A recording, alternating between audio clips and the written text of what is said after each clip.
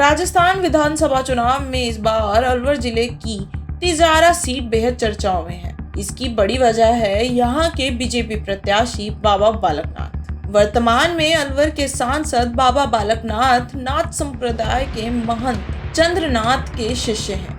वे मात्र 6 वर्ष की उम्र में हरियाणा के रोहतक में स्थित बाबा मस्तनाथ मठ स्थल बोहरा के महंत चंद्रनाथ के शिष्य बन गए थे। बाबा बालकनाथ मूलतः अलवर जिले के बहड़ोर क्षेत्र के मोहराणा गांव के रहने वाले हैं। बाबा बालकनाथ करीब 15 साल तक हनुमानगढ़ जिले में स्थित आश्रम में रहे थे। वह महंत चंद्रनाथ के नजदीकी रहे हैं। महंत चंद्रनाथ भी शुरुआती दिनों में हनुमानगढ़ स्थित इसी आश्रम में रहते थे। महंत चंद्रनाथ अलवर के बहरोड से वर्ष 2004 में उपचुनाव में विधायक चुने गए थे। बाबा बालकनाथ का तिजारा से नामांकन फॉर्म भरने के लिए उत्तर प्रदेश के सीएम योगी आदित्यनाथ आए थे। सीएम योगी ने यहां से उस दिन चुनावी सभा को संबोधित भी किया था। बाबा बालकनाथ ने अपना पहला चुनाव बीजेपी से वर्ष 2019 में अलवर लोकसभा क्षेत्र से लड़ा था और कांग्रेस के दिग्गज नेता एवं अलवर के पूर्व राज्य परिवार के सदस्य भंवर जितेंद्र सिंह को हराकर विजय हुए थे। महज 38 साल के बाबा बालकनाथ आज मेवात इलाके में बड़े हिंदू नेता के रूप में पहचान रखते हैं। बीजेपी ने बाद में मेवात के अलवर इलाके में नाथ संप्रदाय के प्रभाव को देखते हुए 2014 में लोकसभा चुनाव में चंद्रनाथ को मैदान में उतारा था। महंत चंद्रनाथ कांग्रेस प्रत्याशी जितेंद्र सिंह को हराकर सांसद बने, लेकिन बाद में लंबी बीमारी के चलते सांसद रहते हुए महंत चंद्रनाथ का निधन हो गया था। उसके बाद हुए लोकसभा में उपचुनाव में बीजेपी ने यहां से जसवंत सिंह को चुनावी मैदान में उतारा और उनका मुकाबला पूर्व सांसद डॉक्टर करण सिंह से हुआ, लेकिन वह जीत नहीं पाए और इसी के साथ अलवर लोकसभा की भी सीटें बीजेपी के हाथ से निकल गई थी।